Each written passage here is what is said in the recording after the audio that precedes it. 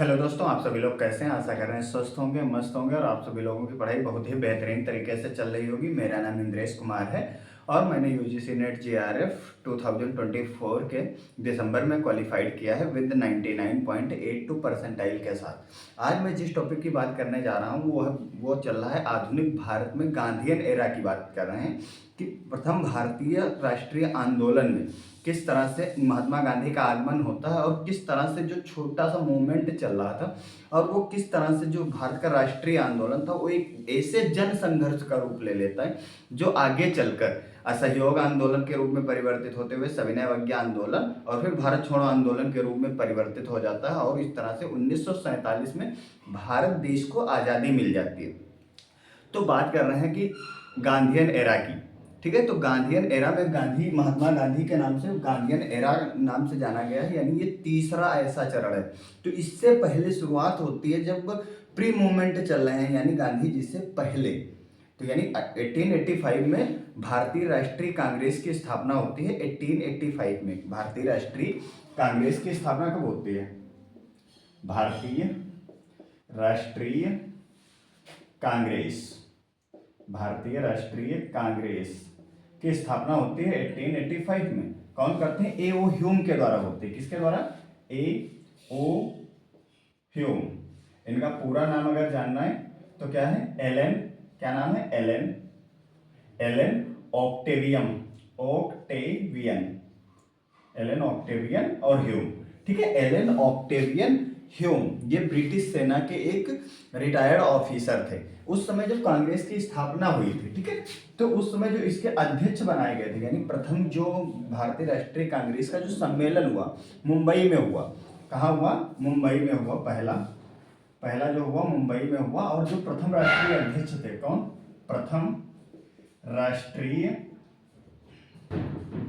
कांग्रेस, प्रथम राष्ट्रीय कांग्रेस के जो अध्यक्ष थे वो तो सुरेंद्र नाथ बनर्जी, SN व्योमेश चंद्र बनर्जी थे। कौन थे? व्योमेश चंद्र बनर्जी थे। ठीक है, यानी इस समय इसकी स्थापना होती है 1885 में। यानी यहां से भारतीय राष्ट्रीय कांग्रेस जो थी यही जाके 1915 से लेकर ये जब महात्मा गांधी के नेतृत्व में आती है, तो महात्मा गांधी के नेतृत्व में आने के बाद यही भारतीय राष्ट्रीय कांग्रेस जो थी भारतीय राष्ट्रीय आंदोलन के रूप में परिवर्तित हो जाती है और यही पार्टी जो है पूरे भारत का नेतृत्व करती है। अन्य छिटपुट छोटी मोटी पार्टियां भी होती हैं, जैसे मुस्लिम लीग होती है, ठीक है, गुजरात सभा होती है, सर्वेंट्स ऑफ इंडिया सोसाइटी होती है, इंडिया इंडिपेंडेंस लीग होती है, बहुत सारी छोटी मोटी पार्टियां बनती हैं। लेकिन ये जो मुख्य पार्टी है जो भारत का प्रतिनिधित्व करती है, गोलमेज सम्मेलन, प्रथम गोलमेज सम्मेलन हो, द्वितीय गोलमेज सम्मेलन, तृतीय गोलमेज सम्मेलन हो, या जो भीमराव अंबेडकर जी अपना अलग लेके चल रहे थे, ठीक है, वो सारी सभाएं मिलकर भारत देश को आज़ादी दिलाने का काम करती है। तो जो पहली कांग्रेस का स्थापना होती है वो 1885 में होती है, भारतीय राष्ट्रीय कांग्रेस की। इसका जो पहला अधिवेशन हुआ था, प्रथम राष्ट्रीय कांग्रेस का जो पहला अधिवेशन हुआ तो मुंबई में हुआ था। ठीक है, और उस समय इसके जो अध्यक्ष बनाए गए थे पहली बार वो थे व्योमेश चंद्र बनर्जी। तो जब 1885 में जब भारतीय राष्ट्रीय कांग्रेस के आंदोलन की शुरुआत होती है तो उस समय ये जो आंदोलन चल रहा था ये उदारवादी चरण से स्टार्ट हुआ था। उदारवादी काल चला था, यानी प्रथम फेज। मैं जिस बात आज करूंगा वो ये तीसरा चरण है, यानी आजादी में 3 चरण, यानी पहले उदारवादी चरण आता है, उसके बाद में उग्रवादियों का चरण आ जाता है। उदारवादी काल इस एरा को कब से कब तक कहा जाता है? 1885 से लेकर 1905 तक का, यानी 20 वर्ष का ये जो कार्यकाल है, 20 वर्ष 20 ईयर्स का जो ये टाइम पीरियड है, यानी जो समयावधि है, इस समय उदारवादियों का शासनकाल था। उदारवादियों में अगर बात करी जाए कि कौन कौन से उदारवादी लीडर्स थे, तो वो लोग थे फिरोज शाह मेहता थे। कौन थे? फिरोज शाह मेहता थे। व्योमेश चंद्र बनर्जी थे, व्योमेश चंद्र बनर्जी थे। ठीक है, व्योमेश चंद्र। दादा भाई नौरोजी थे। कौन थे? दादा भाई नौरोजी थे।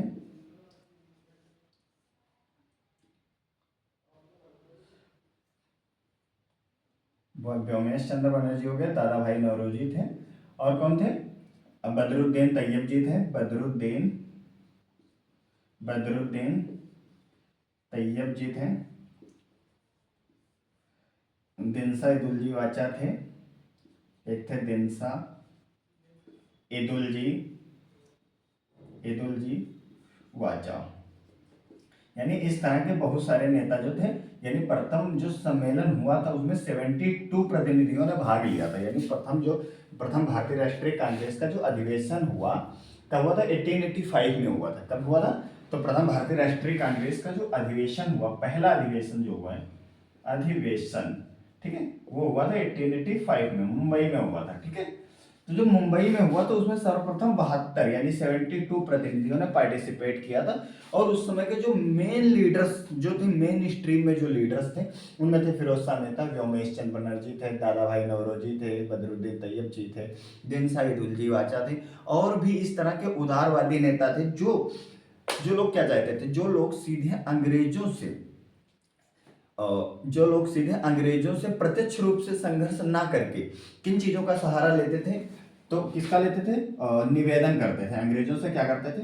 निवेदन करते थे, प्रार्थना पत्र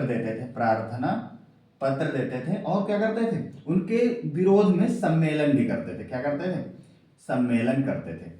इसलिए ये लोग सीधे प्रत्यक्ष तरीके से न टकराकर उनसे निवेदन करते थे, प्रार्थना पत्र देते थे, सम्मेलन करते थे, और साल में एक बार एकत्रित होके क्या करते थे? साल में एकत्रित होकर जो ब्रिटिश शासनकाल की जो नीतियां होती थी उनका विरोध करते थे। लेकिन और उसके बाद ये लोग सालों साल तक चमकते नहीं थे पूरे साल में। और दूसरी बात ये भी थी कि ये जितने भी लीडर्स थे, ये सभी लोग क्या थे?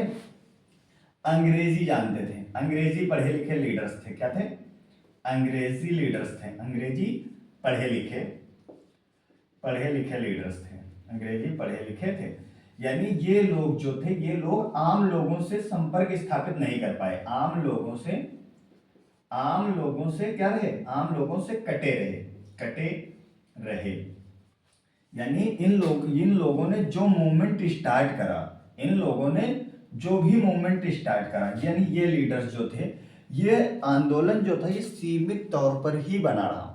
सीमित तौर पर बने रहने का मतलब ये है कि इन लोगों ने इनका जो संघर्ष था या इनका जो मूवमेंट था, इनका जो आंदोलन था, वो जन संघर्ष का रूप नहीं ले सका। और ये लोग अंग्रेजों से निवेदन करते थे, प्रार्थना पत्र देते थे, सम्मेलन करते थे, साल में एक बार एकत्रित होते थे। ठीक है, तो इस तरह से इनका जो काल था वो उदारवादी चरण माना जाता है, उदारवादी काल माना जाता है। मतलब ये लोग अंग्रेजों से प्रत्यक्ष रूप से टकराने से बचते थे। उसके बाद 1905 से लेकर 1915 तक का काल जो है 1900, इसे माना जाता है उग्रवादी चरण। क्या माना जाता है? उग्रवादी चरण माना जाता है। यानी इसमें ऐसे लीडरों का उदय होता है, यानी इसमें ऐसे नेताओं का उदय होता है जो लोग अंग्रेजों से प्रत्यक्ष रूप से टकराते हैं। उनका मानना यह होता है कि जो ये उदारवादी जो नेता हैं, निवेदन दे रहे हैं, प्रार्थना पत्र या सम्मेलन आयोजित कर रहे हैं उनके खिलाफ, उन लोगों का मानना था कि सरकार इन चीजों से मानने वाली है नहीं, क्योंकि उस समय प्रथम विश्व युद्ध नहीं चल रहा। मतलब ये चीज थी कि इन लोगों को, जो उग्रवादी चरण के जो नेता थे, उन्हें ये पता था कि अंग्रेज इस तरह से मानने वाले हैं नहीं। ठीक है, तो उन्होंने इसमें जो आ रहे थे वो कौन आते थे? लाल बाल पाल आते थे, लाल बाल पाल थे। ठीक है, उग्रवादी चरण में। तो लाल में क्या आ जाते हैं? लाला लाजपत राय आ जाते थे, लाला लाजपत राय। बाल गंगाधर तिलक आ जाते थे इसमें। और पाल का मतलब है विपिन चंद्र पाल। और एक लीडर कौन थे? और थे अरविंद घोष। ठीक है, अरविंद घोष।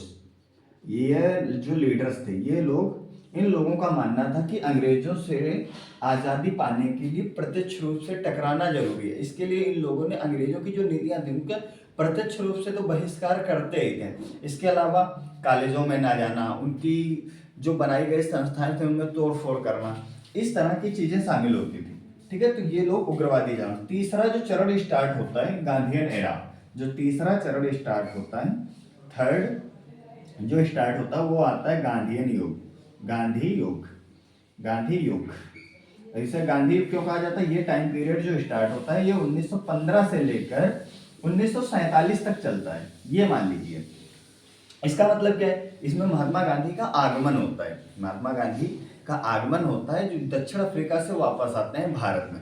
ठीक है, तो जब महात्मा गांधी जी 1915 में वापस आते हैं तो 9 जनवरी को आते हैं, इसलिए प्रवासी भारतीय दिवस के नाम से भी जाना जाता है। इसमें गांधी जी आते हैं तो सबसे पहले वो किया देखते हैं, जब भारत आते हैं तो उनको यहाँ पे मिलते हैं गोपाल कृष्ण गोखले, और गोपाल कृष्ण गोखले से उनकी वार्ता होती है, और गोपाल कृष्ण गोखले को महात्मा गांधी जी अपना आध्यात्मिक गुरु मान लेते हैं। क्या मान लेते हैं? इनका आध्यात्मिक जो गुरु है, आध्यात्मिक गुरु जो है उनका नाम है गोपाल कृष्ण गोखले, गोपाल कृष्ण गोखले। तो जो गोपाल कृष्ण गोखले को ये अपना आध्यात्मिक गुरु मान लेते हैं, गोपाल कृष्ण गोखले इनको गांधी जी को ये सलाह देते हैं कि सबसे पहले तो आप पूरे भारत का भ्रमण कर लीजिए और ये जान लीजिए कि यहाँ पे जो किसान हैं, मजदूर हैं, जो आंदोलन करता हैं, या जो अन्य महिलाएं हैं, इन लोगों की समस्याएं क्या हैं। जब समस्याओं से आप अवगत हो जाएंगे उसके बाद आपको जो भी करना है उस हिसाब से जजमेंट करना या निर्णय लेना और उस तरह से मूवमेंट करना। ठीक है, तो गांधी जी जब सबसे पहले भारत आते हैं, ठीक है, तो 1916 में इन्हें एक चंपारण में मिलते हैं राजकुमार सभी। तो सबसे पहले जो गांधीयन एरा की आज बात कर रहे हैं, तो गांधीयन एरा स्टार्ट होता है 1915 से लेकर, तो ये आते हैं 9 जनवरी को। क्या आता है? 9 जनवरी 1915 को। तो इसलिए 9 जनवरी को क्या माना जाता है? प्रवासी भारतीय दिवस के नाम से भी जाना जाता है, प्रवासी भारतीय दिवस के नाम से जाना जाता है। और जब महात्मा गांधी आते हैं उस समय क्या चल रहा होता है? अगर वैश्विक स्तर पर देखा जाए, क्या देखा जाए? वैश्विक स्तर पर देखा जाए तो उस समय चल रहा होता है प्रथम विश्व युद्ध। क्या चल रहा होता है? क्या चल रहा होता है? प्रथम विश्व युद्ध चल रहा होता है। क्या चल रहा होता है? प्रथम विश्व युद्ध। और प्रथम विश्व युद्ध की शुरुआत कब से होती है? आप लोगों को अगर पता हो तो बता सकते हैं। तो प्रथम विश्व युद्ध की जो शुरुआत होती है वो होती है 1914 से लेकर 1918 तक, और गांधी जी का जो आगमन होता है वो 1915 में होता है। अब गांधी जी दक्षिण अफ्रीका से भारत में आए हैं।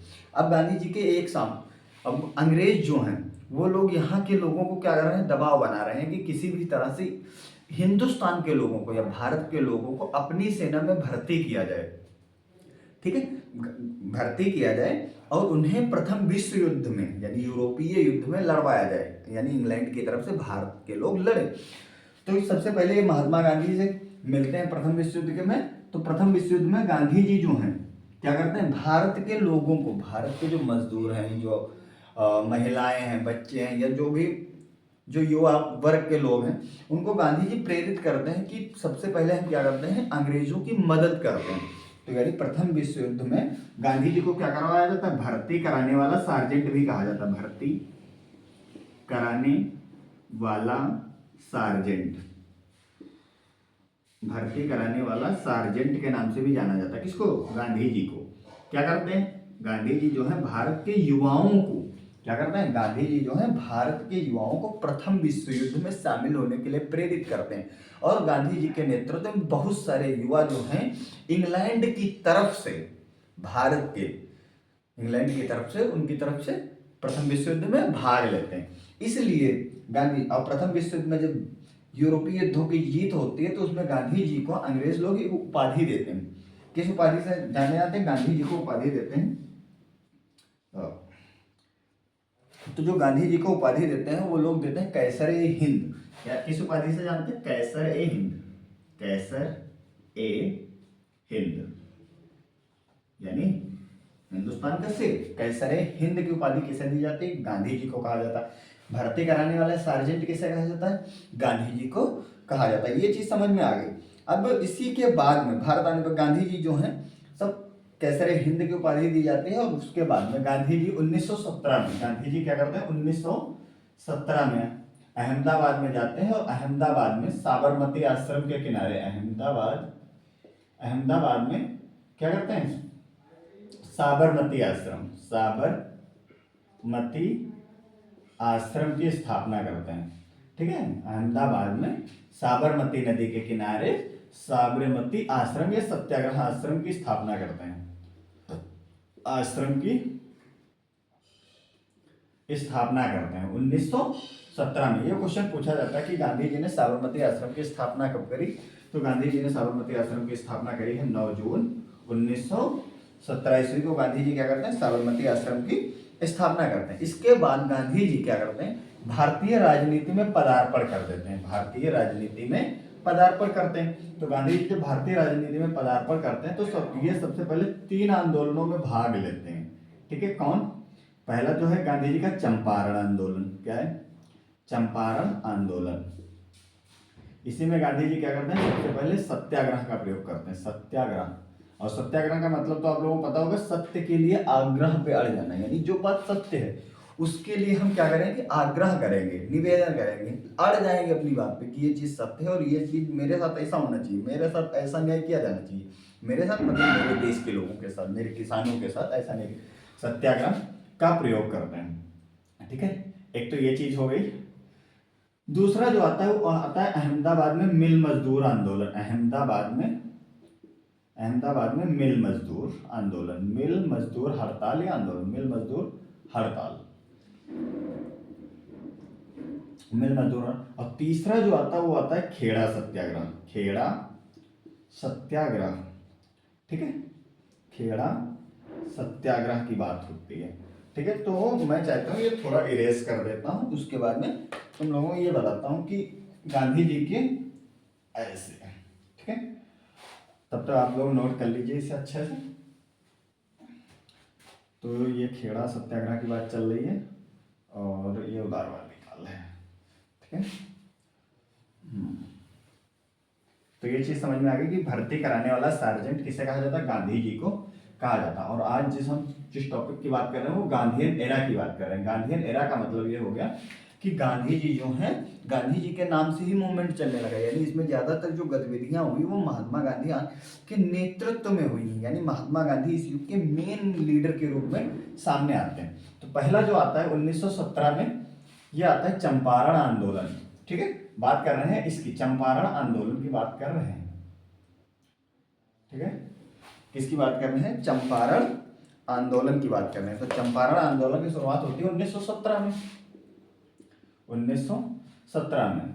तो एक जब धीरे धीरे गांधी जी भर्ती कराने वाला सार्जेंट कहा जाता है, कैसरे हिंद की उपाधि मिलती है, तो महात्मा गांधी जो है धीरे धीरे लोकप्रिय होने लगते हैं, यानी बहुत सारे लोग जानने लगते हैं कि कोई गांधी जी हैं और उनके नेतृत्व में ये सारी चीजें हो पा रही हैं, या उनके पीछे जो जन संघर्ष है, मतलब बहुत सारे मास मूवमेंट जो है देखने को मिलता है। महात्मा गांधी के नेतृत्व में बहुत लोग उनकी बातों से प्रभावित होते हैं और उनके पीछे चलने के लिए तैयार हो जाते हैं गांधी जी के नेतृत्व में। तो चंपारण आंदोलन 1917 में हुआ।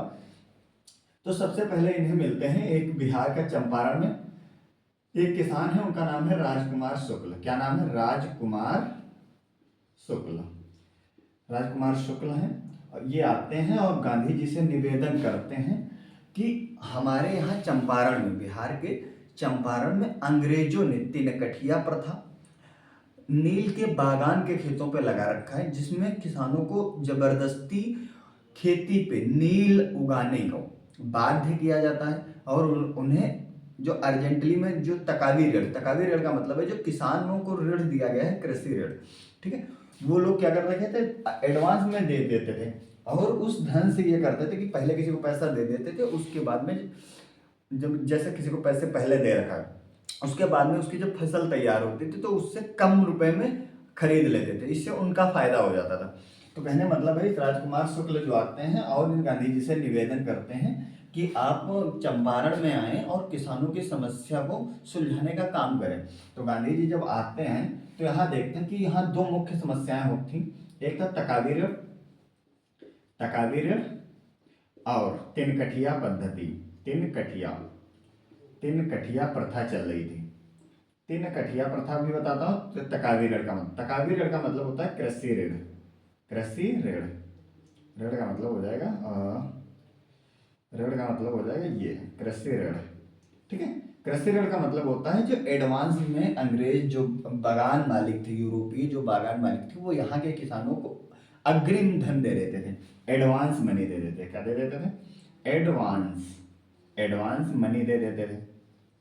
ठीक है। उसके बाद जब फसल तैयार हो जाती थी तो ये लोग अपने मन मर्जी के मुताबिक, कि हमने तुम्हें पहले पैसे दे रखा है, और ये लोग क्या कहते हैं, अपने मन मर्जी के मुताबिक उनसे नील खरीदते थे और यूरोप में ले जाकर बेचते थे।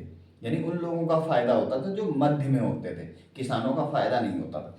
ठीक है। तो ये चीज हो गई एडवांस। और दूसरी हो गई ये तिनकठिया भाग। तिनकठिया का मतलब है वहां पे जो पद्धति चल रही थी वो 3/20 भाग पे, यानी 20 में से 3 भाग पे नील की खेती करना, नील की खेती करना अनिवार्य हो गया। नील की खेती करना कंपलसरी कर दिया, नील की खेती करना अनिवार्य किया गया था। अनिवार्य ये समझना कि अंग्रेजों ने, यूरोपियों ने बिहार के किसानों को, यानी चंपारण के किसानों को 3/20 भाग पर नील की खेती करना अनिवार्य कर दिया था।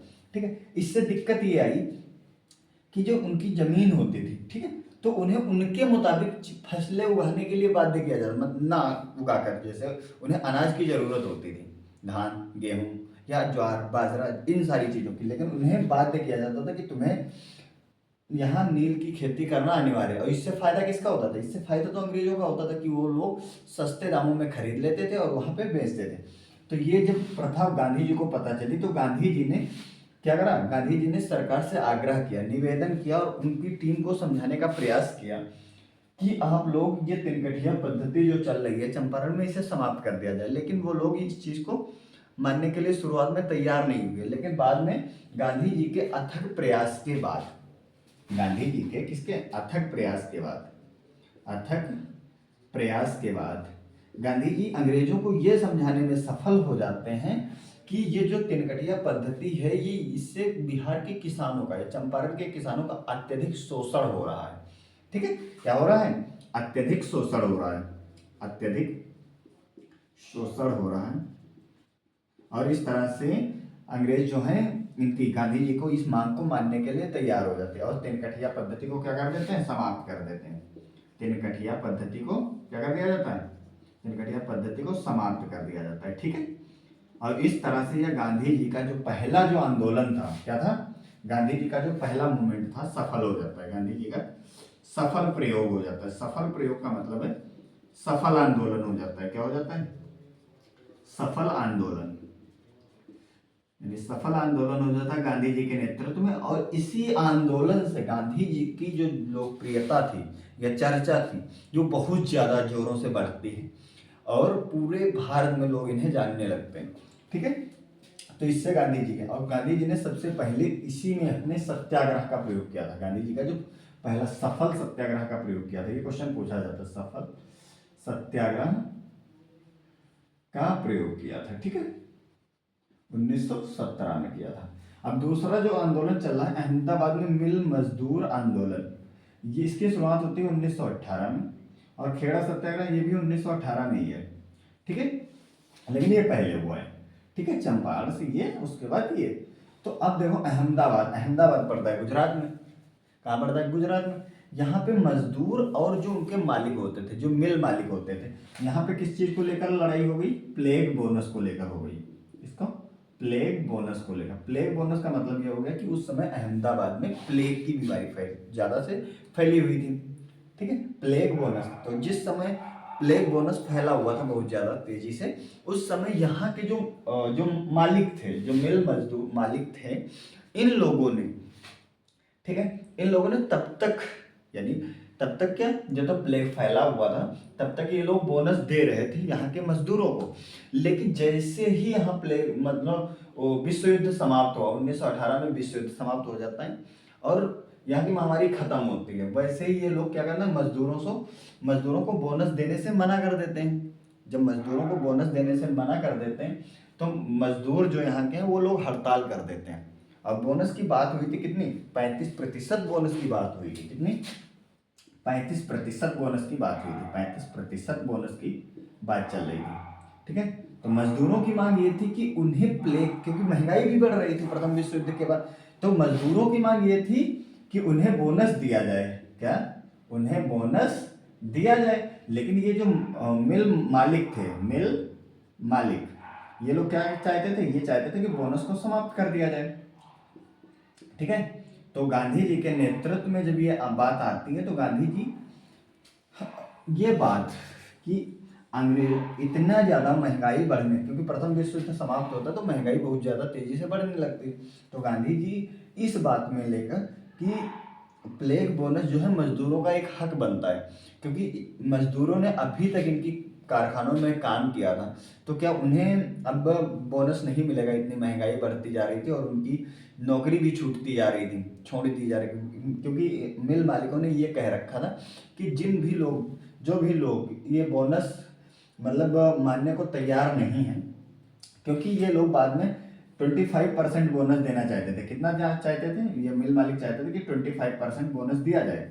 ठीक है, लेकिन गांधी जी के नेतृत्व में ये चीज़, वहाँ के जो कमेटी एक गठित होती है और इस कमेटी को ये गांधी जी ये बताने में सफल हो जाते हैं कि मिल मजदूरों की दयनीय दशा को देखते हुए और महंगाई को देखते हुए उन्हें प्लेग बोनस 35% बोनस दिया जाना चाहिए। क्या दिया जाना चाहिए, 35% बोनस दिया जाना चाहिए, बोनस दिया जाना चाहिए। ये बात भी गांधी जी के नेतृत्व में सफल हो जाती है। इसी जब ये आंदोलन सफल हो जाता है तभी गांधी जी को कौन, तभी गांधी जी को रविंद्रनाथ टैगोर जो है, क्या है, रविंद्रनाथ टैगोर जो है गांधी जी को किसकी उपाधि देते हैं, गांधी जी, रविंद्रनाथ टैगोर जो है गांधी जी को महात्मा की उपाधि देते हैं। किसकी उपाधि देते हैं, महात्मा की उपाधि देते हैं। ये चीज समझ में आ गई। अहमदाबाद में मिल मजदूर ना बोनस को लेकर हो, प्लेग बोनस को लेकर मिल मजदूर मालिक क्या कहते थे, मजदूर मालिक ये मिल मालिक ये चाहते थे कि बोनस को समाप्त कर दिया जाए, 35% घटा के 25% कर दिया जाए, लेकिन जो मजदूर थे वो चाहते थे कि उन्हें बोनस दिया जाए, क्योंकि प्रथम विश्व युद्ध समाप्त हो चुका था और प्रथम विश्व युद्ध के समाप्त होने से महंगाई और ज्यादा बढ़ गई थी। दूसरा, उनकी नौकरी का भी संकट उत्पन्न हो रहा था, तो ये लोग उसकी मांग कर रहे थे। अब ये मामला जाता है किसके, गांधी जी के पास, और गांधी जी के नेतृत्व में और भी कई पार्टियां थी, जैसे सरदार पटेल थी, अन्य जो भी लोग थे उन लोग, गुजरात सभा थी, सर्वेंट्स ऑफ इंडिया सोसाइटी के सदस्य थे, इन लोग मिलकर जो है क्या करते हैं, गांधी जी की मदद करते हैं, गांधी जी के सहयोगी बनते हैं और ये अहमदाबाद में मिल मजदूर हड़ताल जो थी ये सफल हो जाती है। इसी में गांधी जी प्रथम भूख हड़ताल की बात करते हैं, यानी प्रथम गांधी जी ने भूख हड़ताल भी करी थी। तो आ जाए, गांधी जी ने प्रथम भूख हड़ताल कब करी, तो 1918 में करी। ठीक है, फर्स्ट भूख हड़ताल। अब बात आ रही है खेड़ा सत्याग्रह की। किसकी बात आ रही है, खेड़ा सत्याग्रह की। तो इसे हम इरेज करते हैं थोड़ा यहाँ, ठीक है, करते हैं।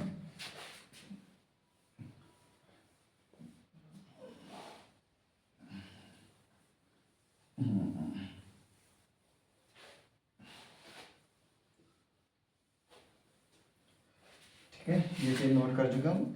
तो बात देखिए, अब किसकी बात आ गई, खेड़ा सत्याग्रह की बात आ गई। किसकी आ गई, खेड़ा सत्याग्रह की बात आती है। इसमें इसमें किसकी बात होती है, 1918 ईस्वी में। ये भी किसके, गांधी जी के प्रारंभिक सत्याग्रहों में से एक है। तो 1918 में खेड़ा सत्याग्रह की, इसमें क्या थी, खेड़ा सत्याग्रह में अंग्रेजों, उस समय फसल बर्बाद हो गई थी। 1918 ईस्वी में क्या हुआ, अकाल की स्थिति आने से क्या हो गया था, फसल बर्बाद हो गई थी। क्या हो गई थी, फसल बर्बाद हो गई थी, फसल बर्बाद हो गई थी। इसके बावजूद भी अंग्रेज क्या चाहते थे, अंग्रेज इन लोगों से, किसानों से यानी माल गुजारी वसूल रहे थे। क्या वसूल रहे थे, माल गुजारी। माल गुजारी का मतलब ये हो गया कि टैक्स चाहते थे वो लोग, टैक्स चाहते थे कृषि पे। ठीक है, अब ये बताओ, जब किसानों की फसल ही पैदा नहीं हुई, जब किसानों की फसल ही पैदा नहीं हुई तो लोग माल गुजारी कहाँ से देंगे, टैक्स कहाँ से देंगे, तो यानी फसल बर्बाद हो गई थी। तो इसके संबंध में क्या गांधी जी को इसका नेतृत्व मिलता है, उसमें गुजरात सभा के सदस्य होते हैं, गुजरात सभा होती है। ठीक है, गांधी जी होते हैं, गांधी जी होते हैं। सर्वेंट्स ऑफ इंडिया सोसाइटी होती, servants of India, servants of India society के सदस्य होते हैं। यानी इन तीनों ने मिलकर गांधी जी के नेतृत्व में क्या करते हैं, अंग्रेजों को ये बनाने में सफल हो जाते हैं, सफल हो जाते हैं कि ऐसे किसान, ऐसे किसान जिनकी फसल नष्ट हो गई है, जिनकी फसल नष्ट हो गई है, वो लोगों को क्या नहीं देना है, मालगुजारी टैक्स नहीं देना है, मालगुजारी नहीं देना है। ठीक है, और जिनकी फसल नहीं बर्बाद हुई है उन लोगों पे टैक्सेशन की मात्रा कुछ कम कर दी जाती है। और इस तरह से ये खेड़ा जो सत्याग्रह था ये भी सफल हो जाता है। और इसमें जो गांधी जी की मदद करी थी वो थे अंबालाल साराभाई की बहन अनुसुईया बेन। अंबालाल यानी गांधी जी की जो सहयोगी थे अंबालाल साराभाई की बहन, अंबालाल साराभाई की बहन जो थी अनुसुईया बेन, अनुसुईया बेन, ये इनकी मुख्य सहयोगी होती है, मुख्य सहयोगी गांधी जी के साथ। और इस तरह से ये गांधी जी के तीनों जो आंदोलन थे, जो मालगुजारी को लेकर था, ये अहमदाबाद में जो पहला मिल मजदूर आंदोलन हुआ, इसमें गांधी जी पहला भूख हड़ताल करते हैं, ब्लैक बोनस को लेकर होता है, चंपारण में तिनकठिया पद्धति को लेकर होता है। ये चीज समझ में आ रही कि ये तीनों आंदोलन जो थे किस किस मुद्दे पे बेस्ड थे, ठीक है, और किस किस चीज को लेकर होते हैं। तो अब ये चीज समझ में आ गई होगी कि गांधी जी के जो तीनों आंदोलन थे ये इस तरह से सफल हो जाते। प्रथम असहयोग आंदोलन जो होता है, इसी में गांधी जी प्रथम असहयोग आंदोलन क्या बोला जाता है, इसे प्रथम असहयोग आंदोलन भी बोला जाता है। प्रथम असहयोग मतलब अंग्रेजों का सहयोग नहीं करना है, प्रथम असहयोग आंदोलन के नाम से भी जाना जाता है। ठीक है, तो ये किस चीज को लेकर था, फसल बर्बाद हो जाती है, टैक्सेशन को खत्म कर दिया जाता है। इसमें जो गांधी जी की मैन अनुसुईया थी, ये मुख्य सहयोगी जो थी अनुसुईया बेन थी। आशा कर रहे हैं आप लोगों को ये वीडियो काफ़ी पसंद आया होगा। और अगर आप लोगों की इसमें कोई क्वेरी है गांधी जी के भारत आगमन से लेकर के, चंपारण आंदोलन है, अहमदाबाद मिल मजदूर आंदोलन, खेड़ा सत्याग्रह है, ये इससे पहले अभी बताया कि प्रथम विश्व युद्ध जब चालू हुआ तो अंग्रेजों को बहुत सारे सैनिकों की जरूरत थी और उन्होंने महात्मा गांधी एक ऐसे लीडर को पकड़ा जिसके नेतृत्व में बहुत सारे युवा जो थे वो लोग प्रथम विश्व युद्ध में शामिल होने के लिए तैयार हो गए। इसलिए उन्हें भर्ती कराने वाला सार्जेंट भी कहा जाता है। और जो प्रथम विश्व युद्ध में इंग्लैंड की विजय होती है, यूरोपीय जीतते हैं, तो वो लोग गांधी जी को कैसरे हिंद की उपाधि से भी सम्मानित करते हैं। ठीक है, तो इस इन तीन आंदोलनों को लेकर या गांधी जी के आगमन से लेकर अगर कोई संबंधित क्वेश्चन है, डाउट होता है, तो आप लोग मुझसे कमेंट में अवश्य पूछ सकते हैं। और इसके बाद कल हम पढ़ाएंगे कि रॉलेट एक्ट क्या था। ठीक है, 1919 में आया जलियांवाला बाग हत्याकांड, और इसके आगे जो भी चल रहा है, ठीक है, खिलाफत मूवमेंट क्या था, और असहयोग आंदोलन आएगा, सविनय अवज्ञा आएगा, चौरी चौरा कांड आएगा, ये साइमन कमीशन भी आएगा 1927-28 में। इसके बाद ये कंटिन्यू सीरीज चलती रहेगी। तो ये गांधी नेहरा की बात चल रही थी, उदारवादी चरण बताया, उग्रवादी चरण बताया, उनके लीडर्स बताए। ठीक है, तो अगर कोई डाउट रहता है तो वो आप लोग मुझसे कमेंट में पूछ सकते हैं। तब तक के लिए जय हिंद, जय भारत।